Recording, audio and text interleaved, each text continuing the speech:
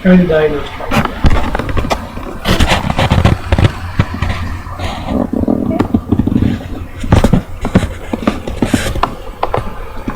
Today, my dear friends and loved ones, we are gathered here together to celebrate the life of chivalry.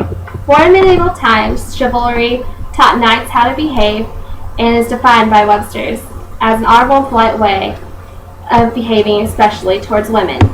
Chivalry died an untimely death, and is survived by a few good acts of kindness, by occasional common courtesy, and a few instances of romance.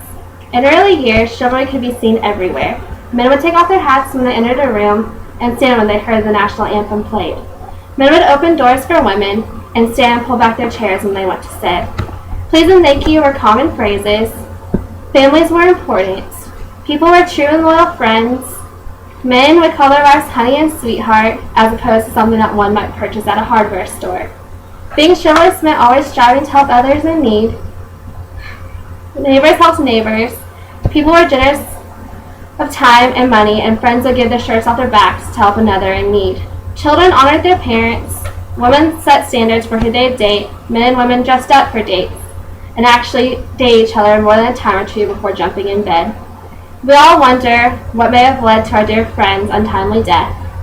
I would venture to say several things come to mind. I think our technologically driven world, the feminist movement, and our lack of personal and family values have all played a part in chivalry's death. With texting and email, we have lost our God-given ability at interpersonal communications. We no longer are able to see the nonverbal cues in our communications that will really allow us to get to know someone. Instead of walking into a room and seeing how someone is doing, a quick hi, and type a quick LOL instead of sharing a wholehearted hello. One quick push of a button allows us to send a sad face on a computer screen instead of being able to offer a Kleenex to wipe away the tears. We no longer have to offer ourselves to our friends and families. Instead of taking the time to go and see someone, we can simply Skype and pretend we are just there. The feminist movement played its part too. Far too many men have suffered from women's glares and snide remarks when trying to hold a door open and when pulling back a chair. We watched as women have entered the workforce in large proportions, trying to become their own. We watched as women have entered. Far too many children have become latchkey kids and have learned their values from games such as PlayStation and Xbox, where human life is absent, and from television, where foul language and lack of family values is prevalent. Having not learned the values of kindness and respect, this has made for whole generations of people who have never known our dear friend.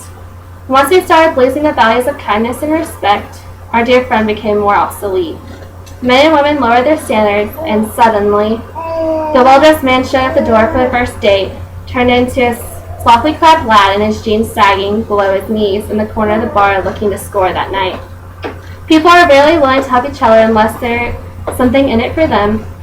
People now beg for money instead of giving, and so-called friends now screen their calls and talk about each other behind their backs.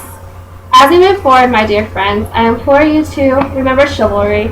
Survivors kindly ask you to look at yourself and see what you can do to keep the memories of chivalry alive. And remember such chivalry, call your wife honey, dear, or sweetheart. Wives, do something special for your husband. Take your best friend to dinner. Men, remove your baseball cap when you enter a building. Give up your seat on a bus to an elderly person, or hold the door open for someone you might not know. Donate time and money to a needy cause, and do something for someone just because.